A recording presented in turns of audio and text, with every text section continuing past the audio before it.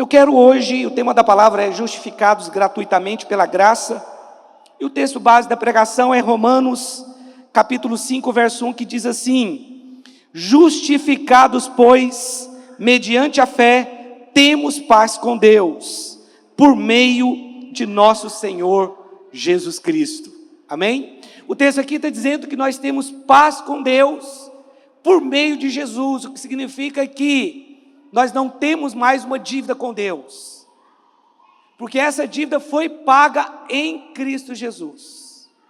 Hoje nós podemos nos relacionar em paz com Deus, sem a consciência do pecado, porque aqui diz que nós fomos justificados, aqui diz que nós fomos declarados justos por Jesus Cristo, e uma vez que nós fomos declarados justos, não há mais condenação, porque a Bíblia diz que nenhuma condenação há para aqueles que estão em Cristo Jesus. Irmãos, eu gosto muito de pregar sobre a graça de Deus, mas é um grande desafio pregar sobre a graça. É um desafio muito grande. E esse ano eu quero pregar muito sobre isso, porque esse é o único evangelho da Bíblia, é o evangelho da graça. Não existe outro evangelho que não seja esse.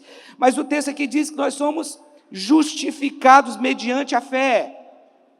E aí nós temos paz com Deus, nós nos apropriamos da graça de Deus exatamente pela fé, por meio da fé. O crente ele não pode andar com consciência de pecado, pensando que ele está em pecado. Eu estou em pecado, eu tenho que fazer isso, eu tenho que fazer aquilo para compensar. Não, esquece. Nós estamos debaixo da graça de Deus. Você está debaixo da graça de Deus. Você foi declarado justo. E talvez na sua cabeça ok, eu sou justo porque eu não pequei hoje. Não, hoje eu não sou justo porque eu já pequei, então eu preciso ser justificado de novo. Não, você foi declarado justo no dia que você nasceu de novo. No dia que você nasceu de novo, você foi justificado, porque a justificação é uma declaração, ok? O que aconteceu no momento é que houve mudança de mente, que houve arrependimento. Naquele dia que você nasceu de novo, que você entregou o seu coração para Jesus, você tornou-se alguém justo, justificado. E mesmo depois, quando você pecou, isso não mudou, você continuou sendo justificado. E você deveria ter uma consciência limpa e pura diante de Deus. Mesmo depois que eu peco, sim. Mas isso pode ser terrível ouvir isso, porque a nossa religião nos leva a pensar que quando nós pecamos, nós perdemos a justiça de Deus. Não, a justiça de Deus só veio sobre nós porque nós precisamos. A justiça de Deus só veio sobre nós, Cristo só nos justificou por causa do pecado mesmo. Nós somos declarados justos e o pecado não muda essa condição, a menos que você assuma o pecado e queira viver uma vida pecaminosa, mas daqui a pouco eu vou falar mais sobre isso, nós vamos avançar. Mas você foi declarado justo. Mas e quando eu peco, o que acontece? Quando você peca, você perde sua consagração, a santificação. Mas entenda bem, justificação é uma coisa, santificação é outra coisa. A justificação é a declaração de que, em relação à salvação, você foi justificado por Cristo.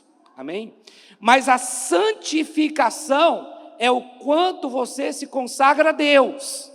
E na medida que você se consagra a Deus, na medida que você se santifica, ou seja, que você se separa para as coisas de Deus, Deus começa a te usar numa medida muito maior. Posso ouvir aqui um amém? Então, o nível de justiça de todos aqui é o mesmo. Eu não sou mais justo que ninguém aqui nesse prédio que está aqui hoje. Eu não sou menos justo que ninguém aqui também. Eu sou tão justo quanto você. Mas o nível de santidade, isso muda. Uns são mais separados do que outros. E esses também, por isso, são também mais usados por Deus. Vocês entenderam isso? Eu sou justo tanto quanto qualquer pessoa aqui que nasceu de novo. Mas em termos de santificação, uns são mais santos que outros. Uns são separados, se separam mais, se consagram mais, se relacionam mais com Deus, oram mais, adoram mais, rejeitam mais o pecado. Isso é santificação. Deus vai usar aqueles que são santos e aqueles que são separados. Mas o texto diz: justificados, pois, mediante a fé. Porque você foi justificado naquele dia que você creu.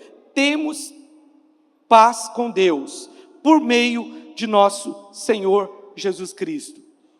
Sabe qual que é o desafio de pregar a graça? É que igrejas que pregam a graça, elas são consideradas a igreja da porta larga. Porque parece que a pregação da graça gera pessoas sem comprometimento com a santidade. E é claro que há pessoas que entendem o princípio da graça de um ponto de vista errado e equivocado, sem dúvida. Mas não existe outro evangelho que não seja o da graça. Sabe quem são as pessoas que mais criticam a pregação da graça? Sabe quem são as pessoas que mais criticam a graça? Sabe quem são as pessoas que mais criticam as igrejas que falam da graça?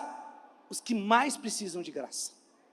Os maiores pecadores são os que mais criticam a pregação da graça. Nós precisamos falar disso. Nós precisamos falar da graça de Deus. E nós precisamos compreender de um ponto de vista correto, do prisma correto, que é a palavra, a respeito da graça. Mas deixa eu te falar uma coisa. Quando você olha para a Bíblia, você vê sempre aqueles que são da lei perseguindo os que são da graça. Eu não tenho como falar disso hoje, mas eu vou trazer uma pregação que fala disso. Toda pessoa que prega sobre a graça, ou toda a igreja, ela é perseguida por aqueles que pregam a lei. Mas isso é bíblico. Quando você olha lá atrás, você vê que Ismael, Isaac, havia perseguição no período em que o evangelho estava sendo escrito pelos fariseus. É sempre assim, a lei perseguindo a graça. Mas nós temos que prosseguir em conhecer a graça de Deus. Mas não só conhecer, mas usufruir também dessa graça. A pergunta que talvez alguns façam é: mas não tem jeito de equilibrar essa graça, não? Talvez aí que está o problema. Querer equilibrar uma coisa que não precisa ser equilibrada. Porque a graça do Senhor nos basta. Só a graça do Senhor nos basta. Romanos capítulo 6, capítulo 11, verso 6, diz assim: e se é pela graça, já não é pelas obras. Do contrário, a graça já não é graça. Pastor, o que significa isso aqui? Significa que só é graça se você não merece. Se você mereceu, é salário. Então, quando você ora do ponto de vista errado, com prisma errado, quando você ora para Deus com base no que você faz, quando você ora para Deus com base na sua justiça própria, no quanto você tem caráter, no quanto você é fiel, essa oração não pode ser respondida, porque isso não é graça, isso é dívida. O que você está dizendo é: Senhor, o Senhor tem uma dívida comigo, porque eu sou fiel. O Senhor tem uma dívida comigo, porque eu sou dizimista. O Senhor tem uma dívida comigo, porque eu sou a pessoa que mais vai na igreja, que mais trabalha lá no orvalho. Aí você ora com base nisso. Você ora com base no merecimento, porque você fez e agora você tem o direito de receber. Isso é mérito. Deus não responde a esse tipo de oração.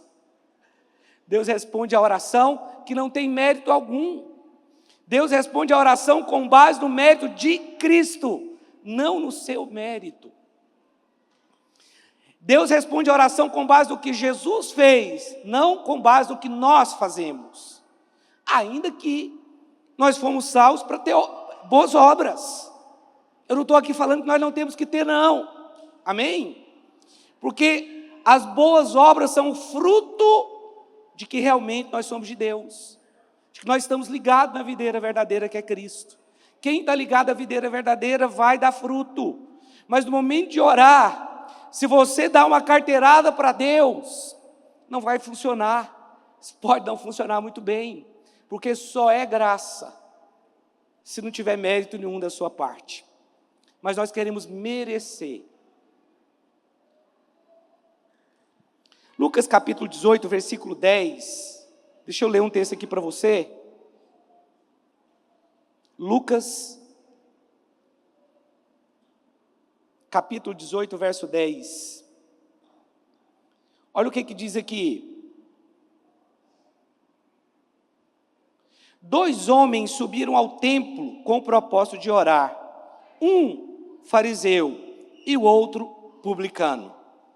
O fariseu, posto em pé, orava de si para si mesmo, e desta forma: ó Deus, graças te dou, porque não sou como os demais homens, roubadores, injustos, adúlteros, nem ainda como este publicano. Jejuo 2 vezes por semana, e dou o dízimo de tudo quanto ganho. O publicano, estando em pé, longe, não ousava nem ainda levantar os olhos ao céu, mas batia no peito dizendo: ó Deus, sê propício a mim, pecador. Digo-vos, versículo 14, que este desceu justificado para sua casa, e não aquele, porque todo o que se exalta será humilhado, mas o que se humilha será exaltado. Aqui está dizendo que 2 homens foram ao templo para orar. Um era fariseu, ou seja, ele era alguém extremamente religioso. Ele cumpria a lei, ele dava o dízimo de tudo. Ele jejuava 2 vezes por semana. Ele ia orar no templo. Mas a Bíblia diz que ele se comparou com o publicano pecador. Falou: não sou como os demais homens, adúlteros, roubadores, nem como aquele publicano ali. Mas a Bíblia diz que aquele publicano pecador não ousou sequer levantar os olhos para o céu e disse: Senhor, sê propício a mim, tem misericórdia de mim. E a Bíblia diz que este desceu justificado. Por quê? Porque reconheceu que era pecador. O problema do religioso é que ele acha que ele é bom o suficiente para ser abençoado por Deus, e as coisas começam a dar errado na vida dele. Não que nós não temos que ter um procedimento correto, mas disso que eu estou dizendo. Você pode ter pensado isso, mas o que eu estou falando é: cuidado com a sua religiosidade, cuidado com comparações, porque você pode pensar que você é melhor do que você realmente é. Mas a Bíblia diz que aquele que se humilhar será exaltado.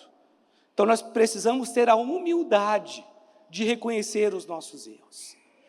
Você é justo diante de Deus, mesmo quando você peca. Isso não significa que a sua santidade não foi atingida, mas você é justo mesmo quando você peca. Você não pode aceitar o diabo te condenar e trazer condenação sobre você. Está vendo aí, você não é crente, crente não faz isso. Isso é condenação do diabo. A Bíblia diz que nós somos justificados e temos paz com Deus. Repreende o diabo, arrepende, abandona o pecado, mas não tem uma consciência contaminada por acusações do inimigo. A segunda coisa sobre a graça que eu quero dizer está aqui em Tito, capítulo 2, verso 11, que diz assim: porquanto a graça de Deus se manifestou salvadora a todos os homens. Preste atenção, a graça de Deus, ela se manifestou salvadora a todos os homens, amém? Ou seja, qualquer homem na face da terra pode ser salvo. Ah não, mas tem uma teologia que diz que Deus já determinou que a graça vai alcançar alguns, ela não é para todos. Mas aqui, não é uma questão de debate teológico, é uma questão de princípio bíblico. Porque aqui diz que a graça de Deus se manifestou salvadora a todos os homens. E que graça é essa que se manifestou salvadora? É Cristo. Ele se manifestou para salvar todos os homens. Agora, todos os homens serão salvos? Evidentemente que não. Por quê? Porque não recebeu. Porque essa salvação é pela fé. A Bíblia diz que pela graça sois salvos, por meio da fé. Diga comigo: pela graça. Pode ser melhor, diga: pela graça, eu sou salvo, por meio da fé. Então nós nos apropriamos da graça pela fé. É falso dizer que a graça é só para algumas pessoas. Cutuca o irmão que está do lado assim e fala assim: você não dormiu à noite não? Cuidado, não fiquem jogando videogame até tarde. Isso pode dar problema para você na hora do culto.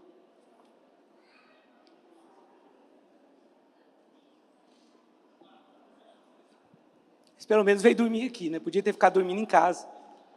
Mais vale o irmão dormir no culto que 10 acordado em casa. Então Deus, Ele não predestinou uns para salvação e outros para perdição. Alguns vão receber minha graça. Não, a palavra diz que a graça se manifestou salvadora a todos os homens. A graça se manifestou salvadora a todos os homens. Agora, quando nós falamos da graça, há 3 extremos que nós temos que tomar cuidado. 1 Coríntios capítulo 15, versículo 10, diz assim: mas pela graça de Deus sou o que sou, e a sua graça que me foi concedida não se tornou vã. Antes, trabalhei muito mais do que todos eles, todavia não eu, mas a graça de Deus comigo. Olha só, o que eu vou te falar aqui agora, não esquece não. Você não somente foi salvo pela graça, mas o seu ministério, o seu serviço ao corpo de Cristo é pela graça também. Mas está muito pesado, eu estou fazendo muitas coisas. Se está pesado é porque você está fazendo na força da sua carne. Você não está fazendo pela graça de Deus. Porque Paulo falou o seguinte: pela graça de Deus sou o que sou. Pela graça de Deus sou o que sou. Qual que é o perigo de algumas pessoas que dizem que estão na graça? É tornar a graça de Deus vã. E Paulo diz: pela graça de Deus sou o que sou, e a tua graça não tornei vã. Ou seja, eu não tornei a sua graça sem valor. E o que é tornar a graça de Deus sem valor? Sabe aquelas pessoas que dizem que você pode servir a Deus lá da sua casa mesmo? Não, eu é que sou igreja. Então eu é que ministro para mim mesmo, ou quando eu quiser eu ouço uma palavra da internet, mas eu não preciso frequentar nenhuma igreja, porque os pastores erram, porque a igreja erra, porque a igreja tem esse erro, porque a igreja tem aquele erro. Então já que todo mundo tem erro, eu fico em casa. Está tornando a graça vã. Porque não tem como você ter um ministério dentro da sua casa. Ministério é um serviço ao corpo de Cristo. Aqui tem diversos ministérios. Tem o ministério do louvor, tem o ministério da mídia que está lá atrás trabalhando, tem o ministério infantil, dos kids, tem o ministério da palavra, tem os irmãos que estão servindo aqui, tem o ministério do teatro. O ministério é serviço. Paulo diz que trabalhou mais do que todos os outros, mas não ele. Mas por que ele trabalhou mais do que todos os outros? Porque ele trabalhou debaixo da graça. Então a graça ela não é usada na sua vida só para você ser salvo, só quando você foi salvo, mas a graça de Deus é para que você trabalhe debaixo dela. Então tem muitas pessoas tentando levar a força, fazer a força, mas o que a Bíblia nos ensina é não tornar vã a graça de Deus. Olha o que ele diz aqui: mas pela graça de Deus sou o que sou, e a sua graça que me foi concedida não se tornou vã, não se tornou sem valor. Antes trabalhei muito mais do que todos eles. Então significa que você torna a graça vã quando você não trabalha. Você torna a graça inútil, sem valor, quando você pensa que a graça tem que fazer tudo, ou tem que fazer aquilo que você que foi chamado para fazer. Nós temos um chamado ministerial nessa terra. Deus nos chamou para dar uma resposta. Deus nos chamou e diz: ide pregai o evangelho a toda criatura, ide e fazei discípulos. Isso é um mandamento. Só que nós temos que pregar o evangelho da graça. Nós temos que discipular debaixo da graça. Mas muitas pessoas na hora de discipular traz condenação, traz peso. Não que não possa ter repreensão, pode. Mas tem pessoas que elas leem a Bíblia dentro de um prisma completamente equivocado, trazendo condenação, medo, torturando os crentes. Então esse é o primeiro problema, de algumas pessoas interpretarem a graça de maneira equivocada. Olha, eu me lembro de uma época em que alguns irmãos começaram a falar algumas coisas que parecia muito espiritual, mas era um fogo estranho. Você não precisa fazer nada, porque você está na graça. Ah não, isso aqui nós não precisamos fazer, porque nós estamos na graça. Pois é, mas o Paulo aqui diz que trabalhou mais do que todos debaixo dessa graça. Então a graça não vai fazer você ficar paralisado. A graça, ela vai te fazer trabalhar, mas trabalhar de uma forma que você não vai ficar sobrecarregado. Entendeu a diferença? Nós precisamos trabalhar, ou seja, ter o nosso ministério debaixo da graça. Porque senão a graça pode se tornar vã, ela pode se tornar sem valor. Então não foi só a sua salvação que foi pela graça, o seu serviço ao corpo de Cristo também é pela graça. Alguns acreditam, não, eu posso ficar em casa, eu não preciso congregar. Essa pessoa, ela está sendo tão legalista porque ela acha que ela é tão boa que ela não pode se reunir com os demais irmãos que são pecadores. Entendeu?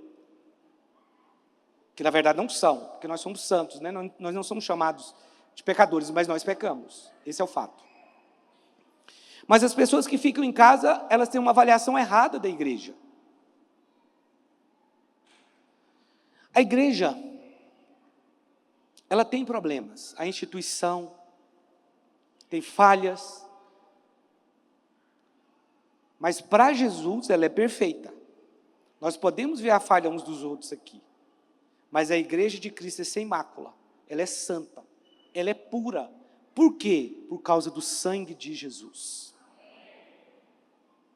Não porque nós merecemos, não porque nós somos bons.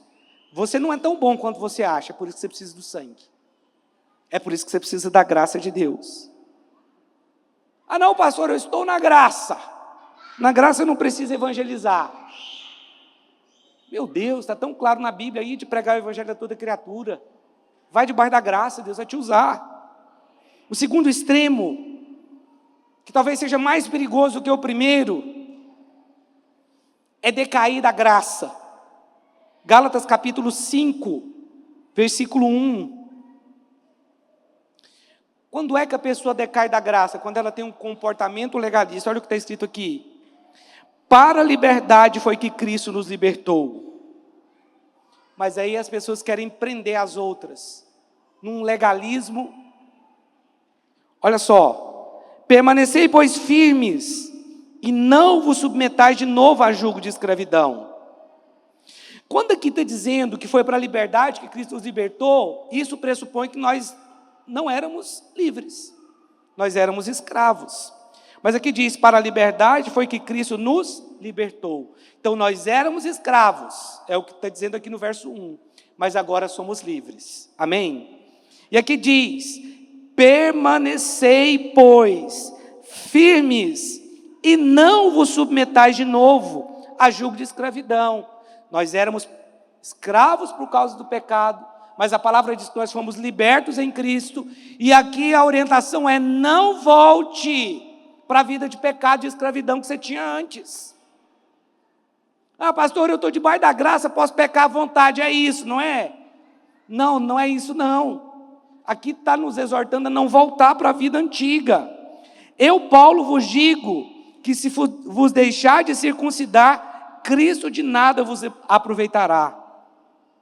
De novo testifico a todo homem que se deixa circuncidar, que está obrigado a guardar toda a lei. De Cristo vos desligastes, vós que procurais justificar-vos na lei da graça, decaístes. Então quem são as pessoas que decaem da graça? Ah, pastor, as pessoas que decaem da graça são as pessoas que pecam. É isso que o texto está dizendo? Não. Porque se você pecou, você que precisa da graça, mais ainda. Aí que você tem que estar debaixo da graça, aí que você tem que entender a graça. Mas não está dizendo que você cai, que você decaiu da graça quando você pecou. O que o texto está dizendo é que você decai da graça quando você tenta se auto-justificar. O texto está dizendo que você decai da graça quando você tenta obter coisas pelo mérito. O texto está dizendo que você decai da graça quando você abandona Cristo e torna-se alguém legalista. Claro que quando Paulo escreveu aqui, ele escreveu aos Gálatas, que tinham se convertido, que tinham aceitado a Jesus, mas agora estavam retrocedendo. Os judeus estavam retrocedendo e voltando para as práticas judaicas, porque eles estavam se justificando na lei. Mas deixa eu te falar uma coisa, tem muitos crentes também que têm a sua lei, e eles se justificam nessa lei. Isso é perigoso. Então, decair da graça é você voltar a acreditar na justificação pelas obras, é você achar que são as suas obras que te justificam diante de Deus. E isso não é verdade. Aqui Tito, capítulo 3, verso 5, diz assim: não por obras de justiça praticadas por nós, mas segundo sua misericórdia, Ele nos salvou mediante o lavar regenerador e renovador do Espírito Santo. Aqui está dizendo que nós não fomos salvos por causa da nossa justiça própria, mas por causa da justiça de Cristo que nós somos salvos. Mas se você pensa que você foi salvo porque você tinha algum tipo de bondade, que você era bom, isso é errado. Ou que você merece alguma coisa porque você é bom, também está errado. Isso é legalismo. Cuidado com o legalismo, porque pessoas legalistas estão caindo da graça, porque elas não estão firmadas na graça, elas estão firmadas naquilo que elas podem fazer, e é uma grande decepção para elas, quando elas caem. Muitas caem e nunca mais se levantam, porque são legalistas, porque nunca estiveram firmadas na cruz de Cristo, na justificação de Cristo. Posso ouvir um amém aqui? Vocês estão comigo? Então o legalista, quando ele cai, ele não se levanta, porque ele sempre esteve firmado naquilo que ele pode fazer, na sua justiça própria. Cuidado com a justiça própria.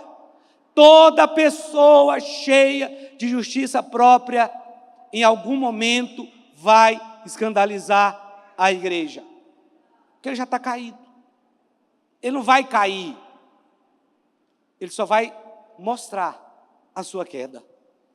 Irmãos, o que tem de pastor legalista nas redes sociais, trazendo condenação, tinha uns 3 aí, mas tão legalistas, os 3 foram envergonhados publicamente. Mas o que eles faziam? Ia para a internet para bater nas igrejas, para falar da igreja tal, para falar do pastor tal, para falar da visão tal. Cadê esses homens agora? Contra a igreja ninguém se levanta, porque ela é do Senhor. O legalismo é tão ruim, porque a pessoa decai da graça, ela vai ficar exposta em algum momento. Nós precisamos entender a graça de Deus.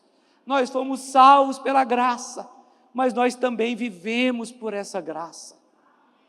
Você precisa viver pela graça de Deus. Quem vive pela graça de Deus não tem consciência do pecado. Não é alguém que fica o tempo inteiro com aquela consciência, eu pequei. Não. Você vai ter consciência de que Cristo foi levado na cruz e levou o seu pecado. Eu sei que muitos estão pensando nesse momento. Essa é a pregação que dá apoio a pessoas que querem viver no pecado para viver lá.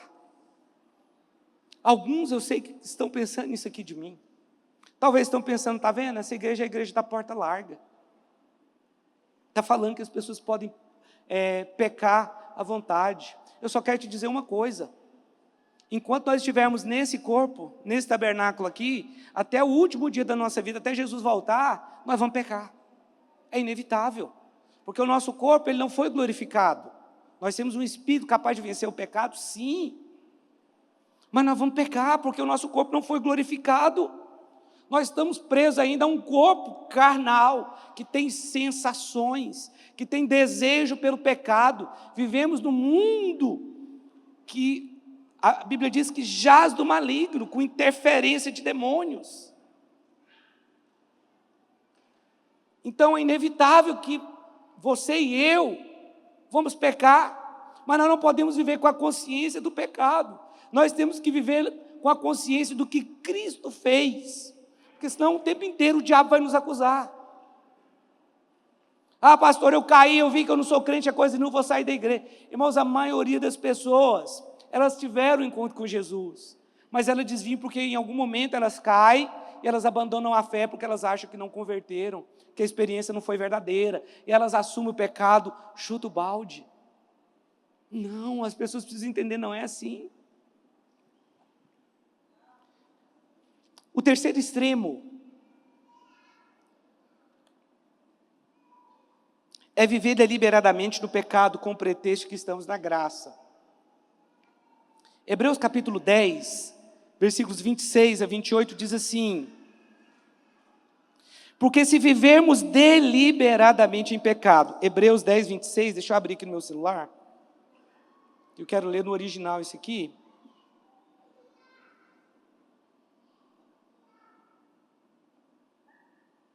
Hebreus 10, 26, diz assim, vamos ler até o 28. Porque se vivermos deliberadamente em pecado, depois de termos recebido o pleno conhecimento da verdade, já não resta sacrifício pelos pecados. Pelo contrário, certa expectação horrível de juízo e fogo, vingador, prestes a consumir os adversários. Sem misericórdia, morrem pelo depoimento de 2 ou 3 testemunhas. Quem tiver rejeitado a lei de Moisés. Para aqui. Como é que nós entendemos esse texto aqui agora, já que nós estamos na graça? Porque o texto diz, porque se vivermos deliberadamente em pecado, ok, pessoas que vivem deliberadamente em pecado, eles estão crucificando de novo a Cristo, é o que está escrito na frente. Essa palavra, viver deliberadamente em pecado, qual é o significado mais fiel dessa palavra? Porque uma pessoa que mentiu, aquela mentira foi deliberada ou não? Foi. Ele mentiu porque ele quis, ele mentiu porque ele queria levar vantagem. Foi deliberado. Ah, pastor, mas o texto aqui está dizendo que se uma pessoa vive nesse tipo de pecado, mas quando a Bíblia aqui fala em deliberado, deixa eu ler aqui para você. O que o original fala? Pecar de propósito como oposto a pecados cometidos involuntariamente e por ignorância ou fraqueza. Às vezes a pessoa cometeu um pecado, não vou falar aqui porque tem criança aqui, um pecado sexual. Essa pessoa, ela cometeu aquele pecado, não é porque ela não é crente, ela cometeu aquele pecado por causa de uma fraqueza da carne. Agora, tem pessoas que argumentam que elas podem viver no pecado porque estão na graça? Tem. Elas querem viver essa vida de pecado. Elas assumem essa vida de pecado. Ela usa como argumento a graça. Isso é pecado deliberado. Pastor, mas o fulano caiu, uma fraqueza da carne. Isso não é pecado deliberado. Isso é a fraqueza da carne. É diferente. Ah, pastor, então esse pecado eu posso cometer, né? Nenhum pecado é neutro, meu irmão. Quando você peca contra Deus, a sua santidade está sendo atingida. Isso é ruim para você. Uma pessoa que adulterou, ela pode ser perdoada por Deus, mas ela pode perder sua família. Vocês estão entendendo? O pecado é gravíssimo.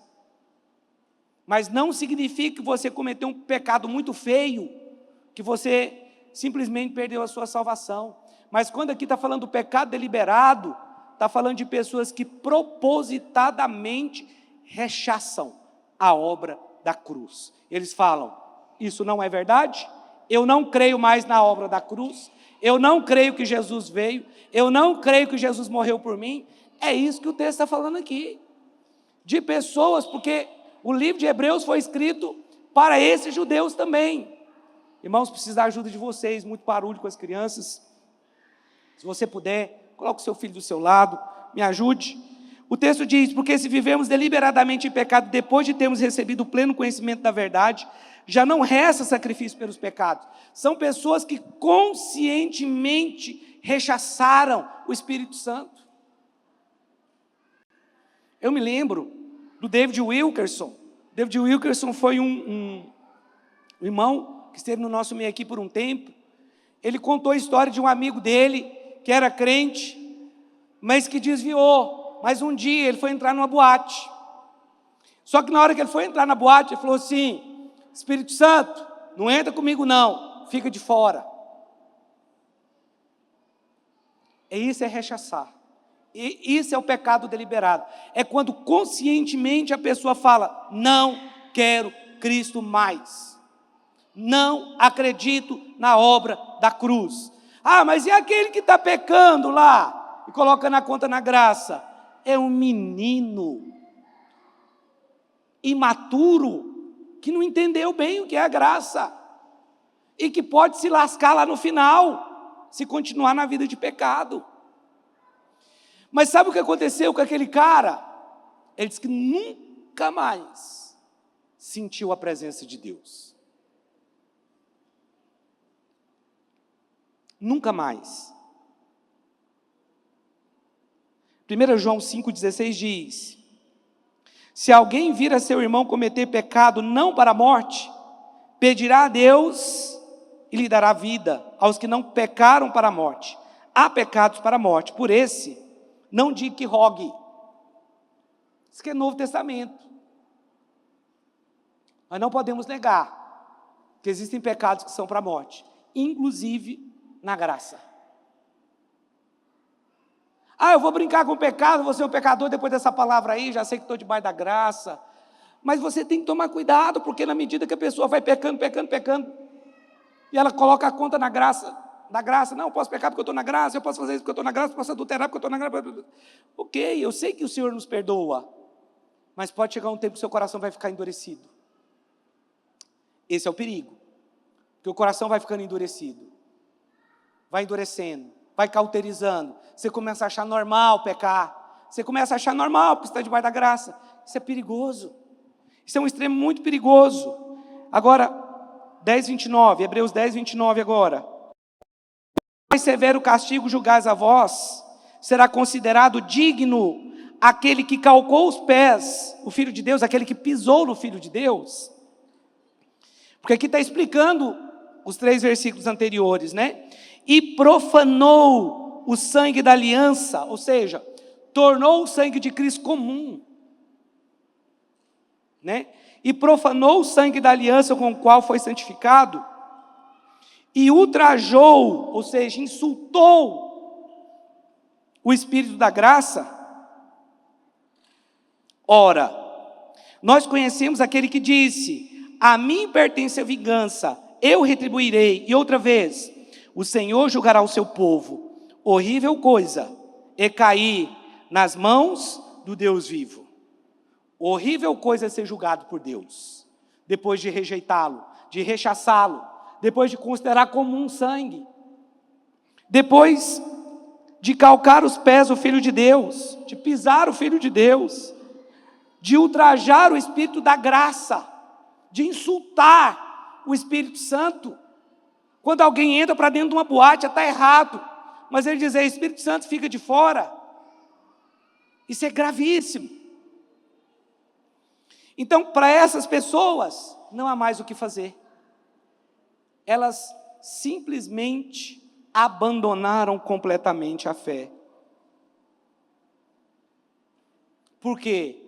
Porque a salvação é pela fé, o sangue é pela fé, a graça, a salvação é pela graça por meio da fé. E a pessoa vai pecando, ela acaba perdendo a fé. Romanos capítulo 6, verso 12. Pode uma pessoa que está debaixo da graça ainda continuar sendo escravo do pecado? Vamos ver aqui em Romanos, capítulo 6, verso 12. Diz assim: Não reine, portanto, o pecado em vosso corpo mortal, de maneira que obedeçais às suas paixões. Nem ofereçais cada um os membros do seu corpo ao pecado, como instrumento de iniquidade, mas oferecei-vos a Deus, como ressurretos dentre os mortos, e os vossos membros a Deus, como instrumento de justiça. Quem pode dizer amém? Está te exortando a viver em santidade, porque o pecado não terá domínio sobre vós. Pois não estáis debaixo da lei, e sim debaixo da graça. Então, aquela pessoa que está constantemente caindo no pecado, e sempre no mesmo pecado, e aquela luta, e pecado, e pecado, e pecado, a verdade é que ela não está debaixo da graça, ela está debaixo da lei. E por isso que ela continua caindo no pecado. A Bíblia diz, Romanos capítulo 1, coloca para mim Romanos 1, projeta para mim. Romanos 8:1. 8:1, coloca aqui para mim. Que diremos, pois? Não, 8:1. Agora, pois, já nenhuma condenação há para os que estão em Cristo Jesus. É uma condição. Olha o verso 2.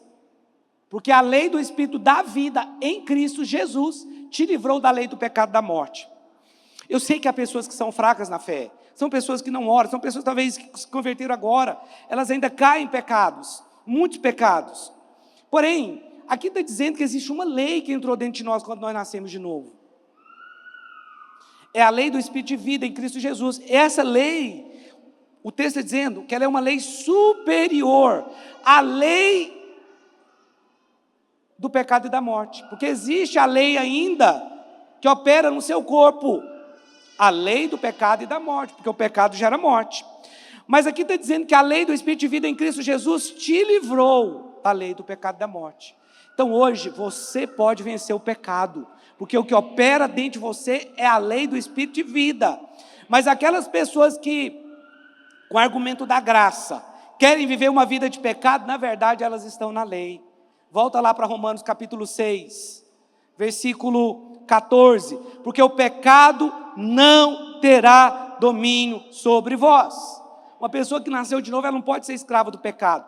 Pastor, mas olha, eu comecei a cair em determinado pecado aqui. Você tem que confessar, você tem que pedir oração. A Bíblia diz que nós temos que orar uns pelos outros, confessar os nossos pecados uns para os outros, para sermos curados. Quando está dizendo de cura ali, não é cura física, não. A pessoa, às vezes, ela está caindo constantemente no mesmo pecado, ela precisa confessar para alguém, para aquela pessoa orar por ela, para ela ser curada daquele pecado. Parar de cair. Mas o texto diz, porque o pecado não terá domínio sobre vós, pois não estáis debaixo da lei, e sim da graça. Verso 15, e daí? Havemos de pecar porque não estamos debaixo da lei, e sim da graça? De modo nenhum. Não sabeis que aquele a quem vos ofereceis como servos para a obediência, desse mesmo a quem obedeceis, sois servos, seja do pecado para a morte, ou da obediência para a justiça? Aqui está dizendo que aquele que vive na prática do pecado, ele é escravo do pecado. Mas aquele que é de Deus, que vive uma vida de obediência, ele é do Senhor. Então esse argumento é falso, ainda que eu sei, o argumento de que eu posso ter uma vida de pecado, eu posso fazer determinadas coisas porque eu estou na graça, isso é um pouco perigoso, cuidado.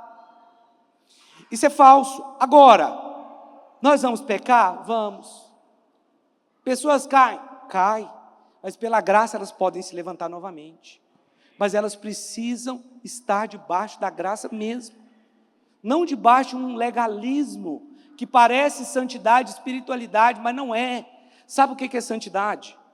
Santidade, meu irmão, é o fruto do seu relacionamento com Deus. Você pode, se você pensa que tem santidade, mas você não tem relacionamento com Deus, não passa de legalismo. Mas dia menos dia, isso vai manifestar na sua vida. O pecado vai ficar claro para todo mundo. Santidade é separação, consagração. Santidade diz respeito à oração, adoração, louvor, confissão da palavra, leitura bíblica, oração em outras línguas, jejum. Isso é santificação. Para encerrar, nós vamos tomar a ceia. Gálatas diz assim, 5,13. Porque vós, irmãos, fostes chamados à liberdade, porém não useis da liberdade para dar ocasião à carne. Sede antes servos uns dos outros pelo amor. Quanto maior a dádiva que nós recebemos, quanto mais liberdade nós recebemos do Senhor, mais responsabilidade. Se você tem liberdade em Cristo, você tem uma grande responsabilidade. Lidar com a liberdade não é fácil. Mas o texto aqui em 1 Coríntios 8, 9, até o 13 diz: Vede, porém, que esta vossa liberdade não venha de algum modo a ser tropeço para os fracos. Porque se alguém te vir a ti, que és dotado do saber, à mesa em tempo de ídolo, não será a consciência do que é fraco induzida a participar de comidas sacrificadas a ídolos? E assim, por causa do teu saber, perece o irmão fraco, pelo qual Cristo morreu. E deste modo, pecando contra os irmãos, golpeando-lhes a consciência fraca, é contra Cristo que pecais. Pergunta para mim assim, ó, pastor? Não, todo mundo. Fala, pastor. Se você for num casamento que tem bebida alcoólica de crente, fala. Você escandaliza? O que você acha? Nem me chama. Nem me chama. Meu aniversário vai ter bebida alcoólica lá, todo mundo vai poder beber. Não me chama, me ajuda. Nem me chama. Mas beber é pecado? Não. Mas qual é o limite? Quem determina a liberdade?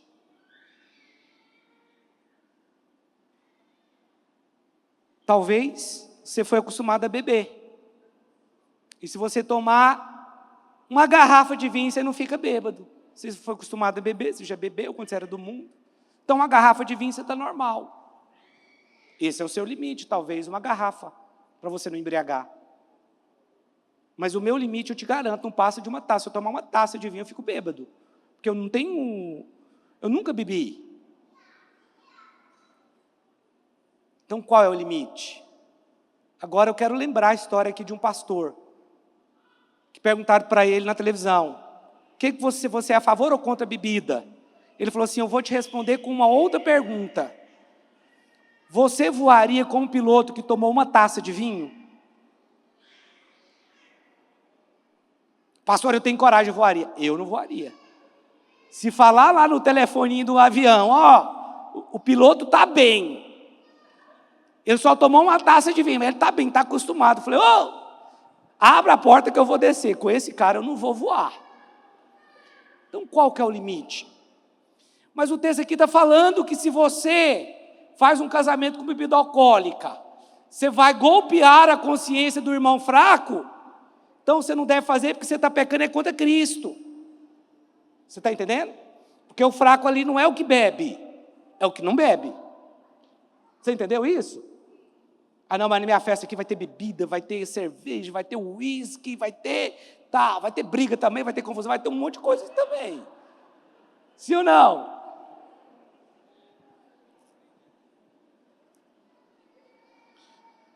Olha, eu não estou aqui para falar para você não beber, não. Só estou falando que melhor é não beber. O 13, e por isso, se a comida serve de escândalo a meu irmão, nunca mais comerei carne, para que não venha escandalizá-lo. 2 Pedro, o último texto agora, 1 Pedro 2,16, é 1 Pedro. Diz assim, como livres que sois, não usando todavia a liberdade por pretexto de malícia, mas vivendo como servos de Deus. Queria pedir o David para subir aqui. Então aqui está dizendo, como livres que sois, não usando todavia a liberdade por pretexto de malícia. Existe uma liberdade excessiva no meio cristão hoje, em que o mundo tem entrado, e as pessoas acham que é normal. Cuidado, que diz, como livre que sois, não usando todavia a liberdade por pretexto da malícia, mas vivendo como servos de Deus. Então essa é a palavra para nós. Viver debaixo da graça é viver também em comunhão com Deus, é viver em santidade, é não rechaçar o Espírito da graça, é não ultrajar o Espírito da graça, é não calcar aos pés do Filho de Deus, é não pisar no Filho de Deus novamente.